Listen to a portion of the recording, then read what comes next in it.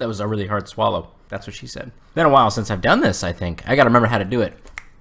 Woo. How now, brown cow? How now, brown cow? Is this good height? Can you guys see me? I don't even know. I don't remember where I sat. Hey everybody, Ketwolski here, checking in with a brand new Star Trek Discovery discussions videos. I know it's been a really long time since I've done a regular upload. I have been gone from home for the past, I would say 5, maybe 6 weeks. So it's been a minute since I've been able to actually get a video put together and talk about Star Trek. I can't believe I'm still talking about Star Trek, but we're talking about Star Trek today, and we're going to be talking specifically about Star Trek Discovery Season 2 and what we know so far, just based off of the teaser trailer they released a little bit ago, and then some casting announcements, and then that really cool Jonathan Frakes interview he did the other day with IO9.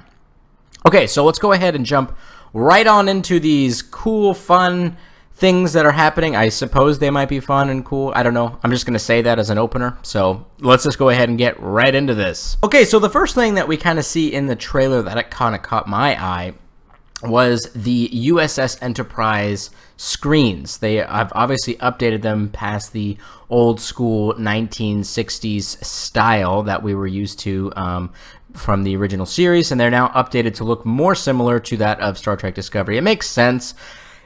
It would be really weird if suddenly the Enterprise rolls up and they're using giant data cards and big buttons and they're like, torpedo 1, fire, like it would be ridiculous. That would be stupid. So it makes sense that they've updated it. So that kind of confirms that the rest of this universe is as advanced as the Discovery. Discovery isn't kind of its own thing with the Shenzhou as well. So pretty much all these ships have the same style look of view screens and graphics for the operations on the bridge. The next thing that we saw was uniforms lying on the table being worked on by what appears to be a costume maker or designer or one of their employees down there. I don't know why I bothered to specify who it was. But what's interesting is this is our first shot of what appears to be the uniforms that the Enterprise crew is wearing. And we have seen from the set photos and the teaser trailer that the Discovery crew is still wearing the blue uniforms that we saw from Season 1. But these guys and gals are wearing their more traditional TOS style of uniforms. You know, you have the yellow goldish color, which was green, by the way, but you have the yellow goldish color of the command and the captain's wearing it. Then you also have the red that we get to see inside of some concept arts. So it's interesting to see that they're switching the uniforms around. I don't know if that was maybe implied through like their missions, like maybe, you know, missions that for deep space exploration they have more clear-cut uniforms, and maybe that's why they have these giant colors as opposed to more simple design.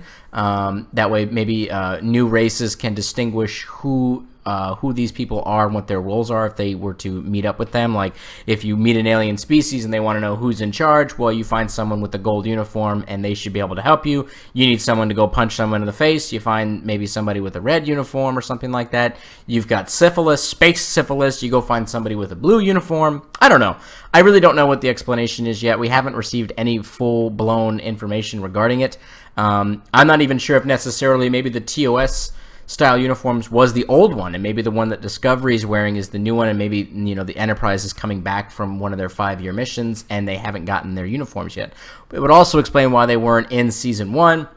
Maybe they were off in deep space doing their own thing and they came back and they're like, what happened? What happened? You know, I don't know. But it'll be interesting to see how they justify that, and I'm curious to see which direction they're going to go. Are they going to go towards everybody getting those uniforms, or are they going to roll in Enterprise and have them with the blue ones? Because you got to remember, from TOS, the show, and then into the movies, you know, they had the motion picture, which was really weird. Everyone was wearing onesie pajamas. It was very strange. The color schemes didn't really make any sense. It was all over the place. But then when you got into, you know, Wrath of Khan, everybody had like the red, you know, and the black pants, and it was more of like a uniform. So I don't know if we're going to get something kind of in the mix of that. It would be really weird if everyone starts running around in onesie pajamas. but we'll see what happens. I don't know what they're doing with the uniforms. I really don't. All I do know, though, is based off of the way that they look in the concept art and the table shot, it looks like this is Kelvin uniforms all the way. Again, this is causing me, and I know a lot of other people, concerned that we're in the Kelvin universe. I don't know what they're doing anymore. They don't know what they're doing anymore. They're just throwing things out there, and we're along for the ride. The warp space ride. The next thing we're going to be looking at is this cool, I guess, blueprint of a set that they're building. And the reason I focused in on it, and I'm surprised that they included this in the teaser, because you're talking about a huge amount of spoilers in this one simple shot, because it shows L'Rell's throne room and L'Rell's garden. L'Rell being, of course, the chick that gets the bomb detonator at the end of Season 1. She's the Klingon, and now she's the supposed Empress of the Klingon Empire, which goes against a lot of Prime canon that we already have established, because we know that there is an Emperor during this time period, and there was never any mention of a female Empress during this period of time. So it's interesting that this is happening this way, but whatever, whatever, canon's for losers. So yeah, I assumed at the end of Season 1 that we were maybe going to move away from the L'Rell and Ash storyline. I thought maybe we were going to button that up a little bit and maybe come back to it later on in the show, like maybe at the end of Season 2 or Season 3.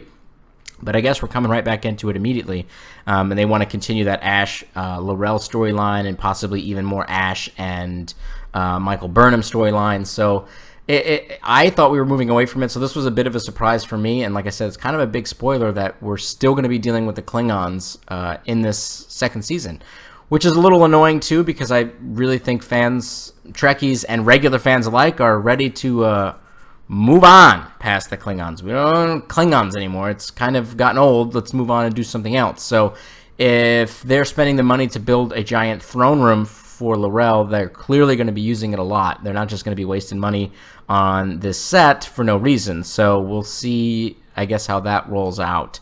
Yeah, so we'll see what's up with that. And the next thing, and I believe this is the final one that I kind of saw, was a shot of what appears to be the actor Aston Mount? I don't know how to say his name. Who's playing Christopher Pike, and he's standing right next to Michael Burnham. You kind of see her head just off the corner there from behind the camera. And they're clearly on the Discovery, and it looks like they are maybe going to see, maybe going to like a ready room or like some kind of briefing room or something like that. But they're interesting to see them together. And the reason I bring this up is, number one, we know that there's going to be interactions. Obviously, there's going to be interactions between her and Pike. And it's really interesting to see that the juxtaposition of the uniforms, again, that brings up the question of who's got the right uniform on? Do they do, or does Pike have the right uniform on, or does Discovery have the right uniform on? And I'm wondering if there's going to be a conversation about, like, why are you wearing that old uniform? I don't know. But what's interesting about this, though, is I know that Jonathan Frakes in his IO9 interview said that Spock will appear as a much younger version of himself in this season as flashbacks with a younger Michael Burnham, but we won't see older Spock on the Enterprise, which would be really weird. I don't see how they're going to do that unless they write it off as like Spock's just not here, but Spock's supposed to be there. Spock's dad and his stepsister are on the Discovery. Why wouldn't he come over just to say hello, even if it's just a human emotions to say hello or goodbye, whatever. I mean, I think he would still come over, even as his first, or he's not his first officer right now. He's his science officer, so maybe we'll see a different first officer. I don't know if it would be Majal Barrett. I don't know how to say her name either. I'm terrible with names, by the way, because I'm basically coming up with them off the top of my head, and I can't really remember the pronunciations. But I don't know. I don't know how they're going to kind of work that, where, especially at the end of Season 1, where Michael and Sarah kind of give each other like a quick look. Spock's on that ship, like maybe we'll get to see him. And then they're just going to be like, nah, he's got irritable bowel syndrome. He's in the toilet all day. He can't come over. Sorry. He's grounded, actually.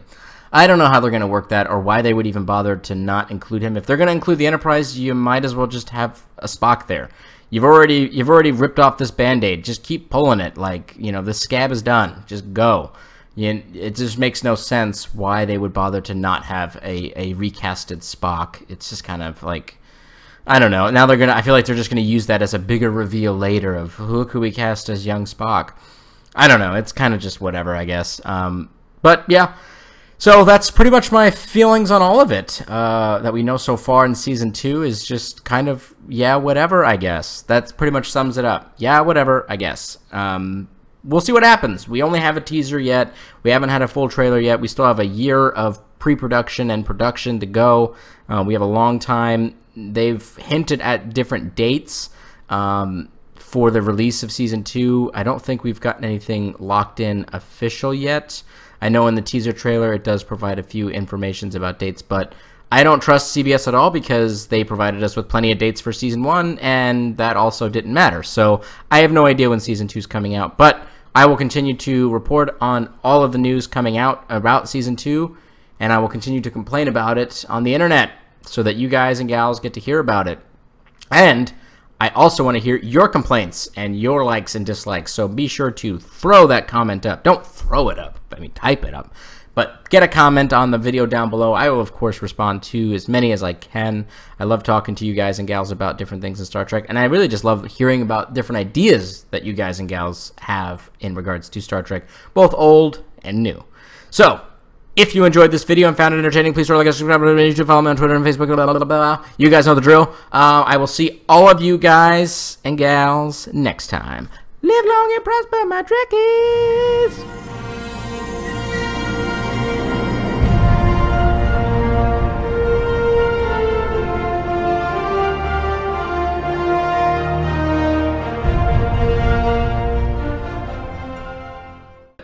That was good. That was a good first video.